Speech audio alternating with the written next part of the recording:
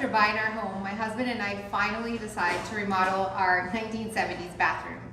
Now, I've just given birth to our second child, and as if I didn't have much else going on, I volunteered to manage the entire project on my own. After all, the contractor tells us that it's only going to take 4 weeks max to complete. Easy enough, right? Well, if you've ever taken on a remodeling project, you'll know that this was anything but. It took 9 long weeks to complete and many challenges along the way. But in the end, we got the beautiful bathroom we wanted. So here I am, standing in my newly remodeled bathroom, admiring the genius of my design. I'm not gonna lie, I'm feeling really, really proud of the work I've done. I mean, I've thought of every detail and hand-selected each item. The beautiful backsplash tile in sapphire blue, the very elegant Moen waterfall faucet, the very stylish Toto dual flush toilet. But the most stunning of all is the 30 by 40 inch medicine cabinet by Kohler. It is covered in mirrors inside and out. This thing is a work of art. As I see myself reflected in the mirror, I'm surprised that I am overcome with emotion. Suddenly my throat gets really tight, my heart beats faster, and I'm welling up with tears. Memories of another life just hit me, and suddenly I am a kid again. I'm about 10 or 11 years old, and the world around me is very, very different. It is the 1980s in Medellin, Colombia, and I live in what seems like a pigeon coop with my parents and my 2 younger sisters. The conditions in our apartment are very critical. It is a 2-bedroom apartment up top on a 3rd floor, and things aren't looking so good. For instance, the electrical wiring in our house is an electrician's nightmare, and frankly, a catastrophe just waiting to happen. We have exposed live wires that hang from the ceilings and creep down the walls like vines of poison ivy. And the bathroom is semi-functional. It has no door, so we use a curtain to provide the illusion of privacy. It has no sink, so we use the slop sink in the kitchen to wash up. And the toilet has no tank, which means that we have to fill up a big bucket of water to flush it. And forget about hot water. That is just a luxury we cannot afford. So every morning before school, I take showers in icy cold water. It's not fun. But what's more is that the apartment is infested with vermin. We have a nest of mice in the closet, but the little baby mice are actually really cute, and I begged my mom to keep them. She doesn't.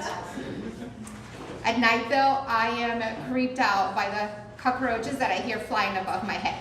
Yes, they fly, and they are terrifying. There is an unspeakably violent war happening outside my door. It is the drug war of the 1980s in Colombia. The car bomb that went off 3 miles away from my house not only woke our entire neighborhood up, but it shattered windows everywhere, including the window in my bedroom. And things are just getting worse. I cannot stop thinking about the guy that got shot in the head right in front of me. I can still see his blood splattering everywhere and me moving out of the way, trying not to get his blood on my legs. I spend a lot of time on my terrace, and beyond, I see the view. It is the Andes Mountains. They are majestic, they are enormous, and they surround me. But instead of providing an escape from all of the chaos, the view makes me feel really claustrophobic. I can't breathe.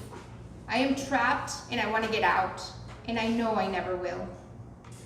In the distance, I can also see the tall apartment buildings where the rich people live, where Pablo, the infamous drug lord, lives. These are enclosed communities that are separated from the rest of us by tall barbed wire fences and heavily armed guards at the gates. Ironically, my mother's aunt, who lives in a low-income housing facility, it is just located outside one of these wealthy communities, and through the fences I can see the rich kids playing. But they aren't allowed to get too close to us, free-range kids on the other side of the fence. I really wish I could be like them. I wish that I could play outside, but behind those big fences where I would be safe from the random shootings that take place every day. I wish I didn't wake up screaming from my terrible nightmares. I wish that I could have nice things like they do, but I know I never will. I'm startled by my oldest daughter, and my 41-year-old face stares at me through the medicine cabinet mirrors. I am now back in my beautifully remodeled bathroom, and I realize I've been crying. But my daughter doesn't seem to notice. She's had a cold and now is complaining that she has a headache. So I quickly compose myself and I reach inside the medicine cabinet to grab the children's Tylenol. I take her back into her bedroom so that she can get some rest. And in my arms, I provide comfort and I tell her she will be okay soon. Everything will be okay. Thank you.